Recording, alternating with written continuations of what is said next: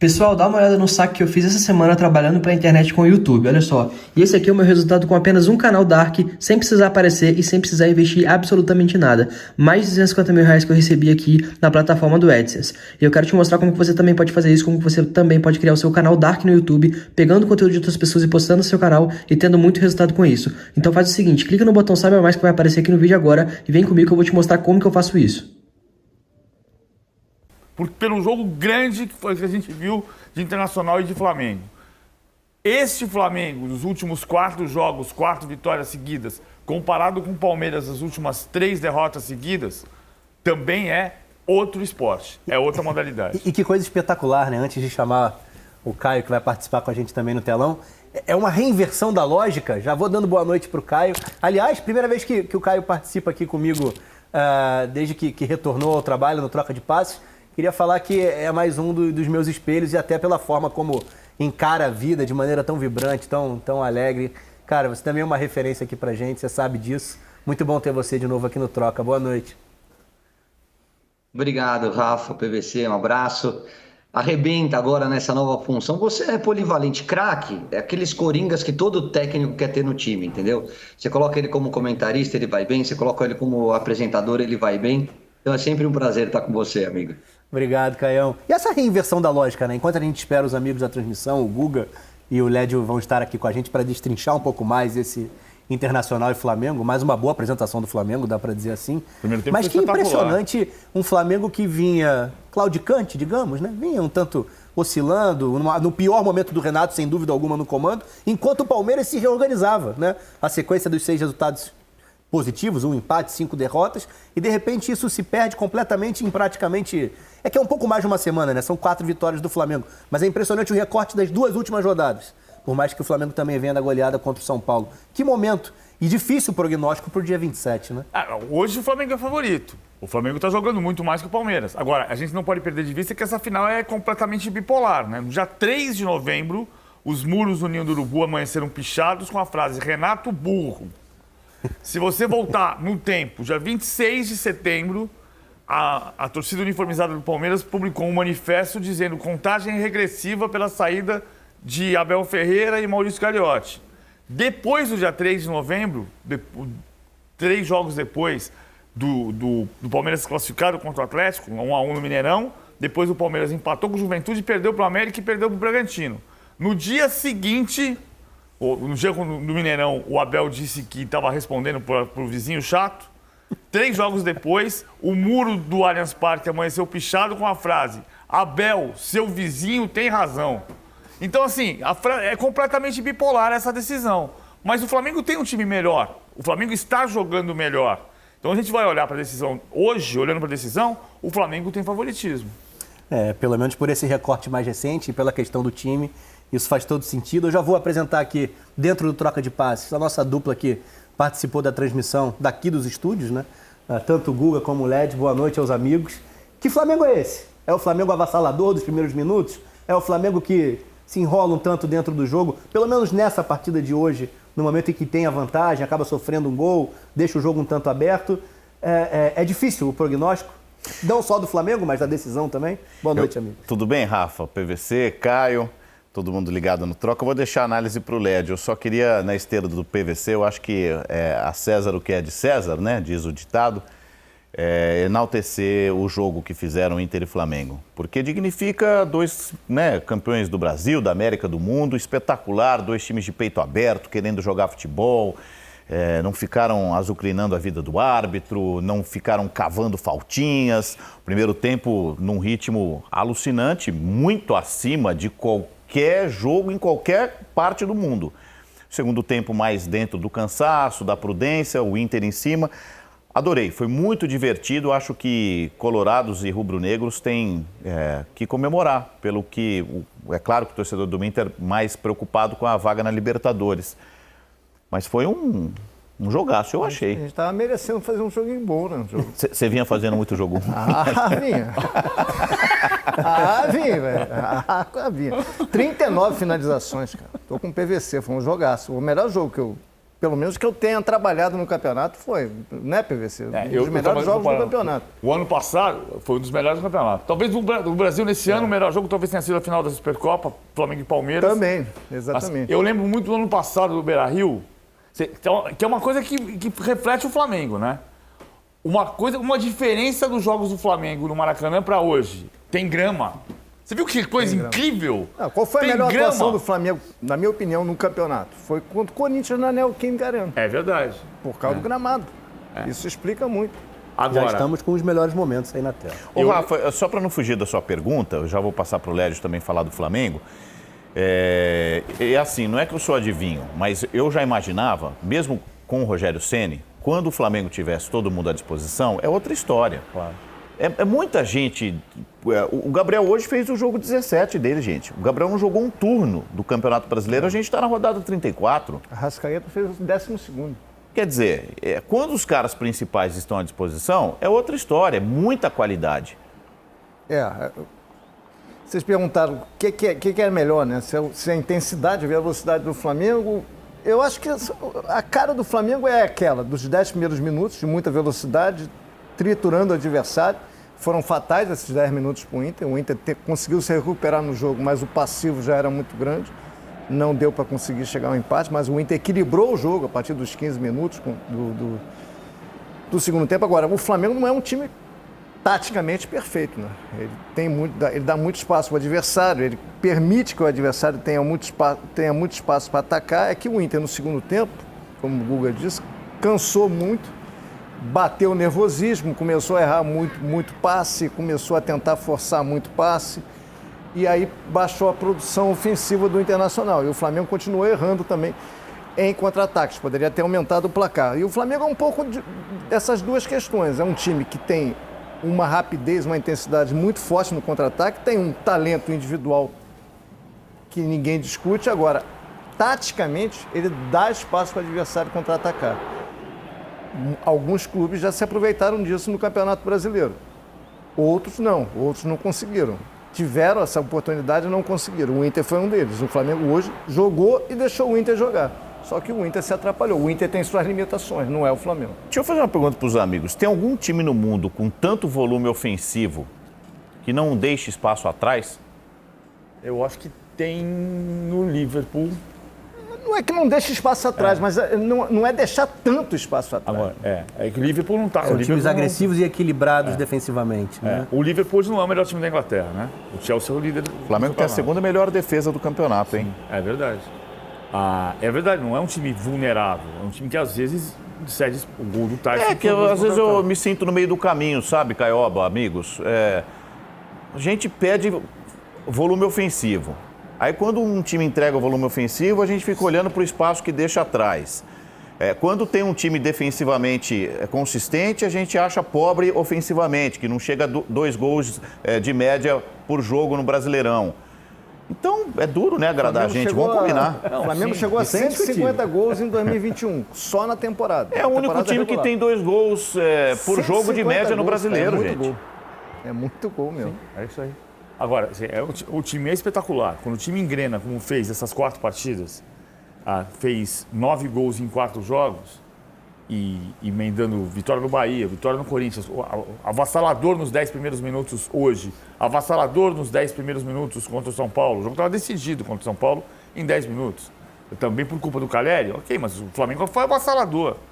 Como foi avassalador nos primeiros 15. O Tyson saiu no intervalo hoje dizendo: tivemos sorte por ter sido 4. Exatamente. O Tyson disse isso. E aí, Caio, a provocação do Guga, o que você acha sobre esse Flamengo que, bem ou mal sim, né, também dá espaços aos adversários, mas que lá na frente decide e resolve com uma qualidade impressionante?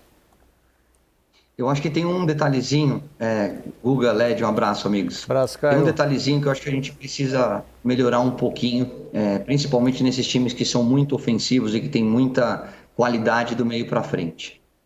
A compactação na hora que você está atacando. Qual é a grande diferença que eu ainda vejo dos nossos times para os times da Europa? Essa compactação na hora de defender, a gente melhorou muito. Então, as linhas estão mais próximas, você tira espaço do adversário. Quando você congestiona a frente da área, até o Flamengo encontrou dificuldade contra o Cuiabá, contra o Atlético Paranaense, e vai encontrar sempre que tiver um adversário com essa proposta de jogar mais fechadinho e souber fechar espaço. Eu acho que o próximo passo de evolução do futebol brasileiro é na hora que você estiver atacando, você trazer essas linhas, tanto de meias como de zagueiros, mais próximas do campo ofensivo e fazer aquela pressão pós-perda, sabe? Na hora que você está criando e perde a bola, você já dá o bote ali, você matar a jogada ali. E aí, eu acho que entra o Davi Luiz com uma contribuição enorme nesse sentido. A gente fala muito da inversão de bola, da qualidade técnica que o Davi tem, e ele tem tudo isso mesmo. Mas eu, até conversando com outros amigos, e conversando muito com o Sheik, que jogou muita bola, campeão da Libertadores, campeão mundial com o Corinthians, uma vez batendo um papo com ele, eu falei, qual foi o zagueiro que você teve mais dificuldade para jogar? Ele falou, o Davi Luiz. Eu falei, sério? Por quê? Ele falou, por conta da leitura de jogo dele. Ele te antecipa, ele está sempre um segundo à sua frente. Então, para um time como o Flamengo, que muitas vezes vai estar exposto ao contra-ataque, você tem que ter zagueiros rápidos, e o Davi e o Rodrigo Caio são rápidos, se eles tiverem condições, se eles estiverem bem, como aparentam estar, e você precisa ter zagueiros que encurtem o caminho da jogada, que tenham uma boa leitura de jogo, que muitas vezes não vão só para matar a jogada, né, para levantar o atacante quando ele está de costas, mas numa roubada de bola, já ligar um contra-ataque, já sair de maneira mais qualificada. Eu acho que o Davi Luiz acrescenta muito nesse sentido, depois da chegada dele ao Flamengo. Só vou lembrar um detalhe do jogo do Cuiabá, que o Caio lembrou bem. O Flamengo sofreu, mas o Flamengo não tinha 5 titulares. Não tinha Rodrigo Caio, não tinha Davi Luiz, não tinha Isla, não tinha Bruno Henrique, não tinha De Arrascaeta. Que é uma diferença para o jogo da semana que vem, né? Sim. O De Arrascaeta entrou hoje com 76 minutos. Ele jogou pouco mais de 15... Jogou 15 minutos mais os acréscimos. É provável que ele comece a partida na semana que vem e você passa a ter a formação titular do Flamengo, que não jogou junto nenhuma vez. Aquela formação de 2019 jogou junto 7 vezes, 8 vezes. 8 vezes. A de 2081 jogou junto A parte da torcida do Palmeiras, eu daria a preferência para o jogo contra o São Paulo e colocaria time alternativo, reserva, na partida anterior contra o Fluminense e na partida de hoje contra o Fortaleza. Por vários fatores, são jogos fora de casa. Se você tem um tipo de lesão, uma lesão muscular leve, talvez em 10 dias você consegue recuperar. Então, no jogo contra o São Paulo, se o Palmeiras tivesse alguma lesão, o Luciano do São Paulo naquele jogo sofreu uma fratura no punho. Não vai jogar quarta-feira contra o Atlético Paranaense. Talvez no fim de semana estivesse pronto. Então, acho que haveria tempo hábil para recuperar uma pequena lesão. No jogo de hoje, se alguém toma uma lesão nesse fim de semana, tem uma lesão, fica difícil de recuperar. E o Palmeiras, com a sequência de 3 derrotas seguidas, além de não ser nada positivo para a tabela, o Palmeiras acabou perdendo o vice-campeonato. O campeonato já era do Galo, então tinha uma disputa com o Flamengo pelo vice. Não é nada, tem um dinheirinho ali para quem fica na segunda posição. O Palmeiras perdeu esse posto. Perde um pouco de moral, porque vinha uma sequência boa, acabou terminando essa reta final de forma ruim. A gente não sabe como é que vai ser essa despedida da torcida, vai ter comparação, o Flamengo sai por cima, o Palmeiras não vai dar o título pro Galo, porque matematicamente não é possível, mas não vai ser aquela festa. E muita gente vai lamentar caso o São Paulo realmente não seja rebaixado. Se você pegar a tabela hoje, se o Palmeiras tivesse vencido, o São Paulo estava realmente numa sinuca. Então eu acho que o plano que o próprio Abel alardeou vai jogar contra ele. Ele colocou ainda mais pressão para ele na final. O sorriso no rosto do Renato hoje, para mim, era emblemático. Porque é o desfecho perfeito. Ele ganha do Inter, que é seu rival local, vai ajudar o Grêmio, e no meu simulado o Grêmio vai escapar do rebaixamento, com o time reserva, vai ganhar do time reserva do Flamengo. E o Abel ao contrário, se ele perde a final da Libertadores agora, é quase que fim de linha para ele no Palmeiras. Pela própria pressão que ele se colocou, também por ter feito esse plano que para muito palmeirense não foi o mais adequado. Ainda bem que o palmeirense não dirige o Palmeiras, senão o Palmeiras estaria frito nessa. Porque se você ficar 10 dias sem jogar, é muito tempo. Uma semana você recupera. O que eles fizeram? Pegaram o dia 27 e vieram para trás. Então, assim, joga uma semana antes do time completo, joga outra semana com o time completo e nos meios de semana vai com o que pode. O Abel fez perfeitamente. O problema é que o Palmeiras tinha 6 vitórias seguidas e tomou 3 derrotas. E o Flamengo, depois que perdeu para o Atlético Paranaense, O Flamengo tem 6 vitórias e 2 empates, isso é muito bom. Só que o Flamengo é um time, a inconsistência, esse Flamengo, esse tipo de jogo de hoje é a marca registrada desse Flamengo do Renato, que começou assim lá contra o Olímpia, que saiu, quase toma do Olímpia, 1, 2, 3, o São Bel foi avassalador contra o São Paulo, começa muito forte, mas depois o adversário, foram 7 defesas hoje, 6 do Lomba, 7 do Diego Alves. Este volume de defesas contra o Palmeiras é preocupante, porque você vai botar o goleiro para jogar contra um time numa final de Libertadores. E podem ser 120 minutos. Mas não havia outra opção. Assim, se o Abel pensa no São Paulo, para mim é pensar muito pequeno. Você está mais preocupado com o seu rival do que em ganhar Libertadores. Essa é a leitura. Se eu sou o presidente do clube, chega o treinador e fala, vem cá, aqui é Libertadores da América. Esse negócio de São Paulo é problema deles. Se ajudar a cair, o palmeirense vai ficar feliz. Mas não pode ser o objetivo da instituição algo que, nesse momento, que não lhe pertence. O que pode pertencer ao Palmeiras? A taça da Libertadores. Pode. A queda do São Paulo. Problema do São Paulo. Se cair, o palmeirense vai para a rua, faz festa. Agora, ele vincular uma trajetória de Libertadores ao São Paulo é pensar muito pequeno. Aí o Abel, ainda bem que o Abel não fez um negócio desse. Porque é um cara acostumado ele vem de uma outra origem. Né? E essa rivalidade não é o cara que viveu a rivalidade. Ele sabe, mas ele não viveu. Eu acho que era assim, seria surpreendente. E o Renato e ele foram bem. O que o Renato vai fazer? É dar mais minutos, talvez, na terça-feira para o Arrascaeta, para ver se ele joga o quê? 30, um pouquinho mais, e aí vai passar o resto da semana pensando. Se começa, se não começa. Porque é o seguinte, o Flamengo que a gente viu hoje, no início, é um Flamengo de pressão. O Flamengo pressiona, encaixa, corre. Eu boto o Bruno Henrique. O Bruno Henrique passou por isso de perder o Bruno Henrique na quarta-feira contra o Corinthians. Ali já talvez ele tenha passado do limite. O Bruno Henrique, se não joga na quarta, estaria em campo hoje, jogando com o Flamengo, se preparando para a Libertadores. O Bruno Henrique entrou, perdeu o ensaio uma semana antes e vai passar essa semana mais de 10 dias sem jogar. Isso é bom para o Flamengo? Nem um pouco. Aqueles 3 pontos são ótimos, são sobre o Corinthians, mas vai mudar a história do Flamengo no campeonato? De jeito nenhum. Mas correu o risco de perder o Bruno Henrique. Para mim, ali, ele jogou no risco. Porque não mudou nada, ele não estava disputando o título com o Atlético Mineiro. Gente, o Campeonato Brasileiro, assim, pensando no campeão, já acabou. Você tem um monte de tem outras coisas em disputa. Se aí o campeão, mais cedo ou tarde. E ali ele quase perde o Bruno. E agora ele tem Arrascaeta e Bruno, que são super importantes. Se a ideia deste Flamengo é pressionar o Palmeiras, com Arrascaeta e Bruno, eu consigo?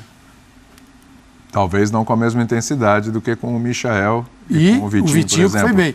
Então, assim, tem uma série de aspectos então, mas isso é uma questão curiosa, hein? Que movem estrategicamente a final. Porque estrategicamente é onde eu posiciono, como eu começo. Eu vou pressionar aqui e vou dar o campo que o meu adversário tanto espera e o adversário está vendo esse começo avassalador, vai falar assim, calma, vamos passar dos 15 vivos. E aí, porque pode ter 120 minutos. Então, eu entendo que ele foi... não havia para onde correr. Mas você falou uma coisa aqui... Dentro da periodização, ainda mais falando isso para um português, que eles são os papas disso. Mas isso que você falou, que a gente estava conversando na redação, é algo bem curioso. E, assim, você tem essa possibilidade do Vitinho e do Michael. Você tendo o Bruno Henrique e o Arrascaeta em condições, mas vamos colocar assim, mesmo que seja um tempo só, somente o Arrascaeta, né? Você arriscaria, de repente, não, eu quero um time intenso. Você deixar o Bruno Henrique e o Arrascaeta no banco?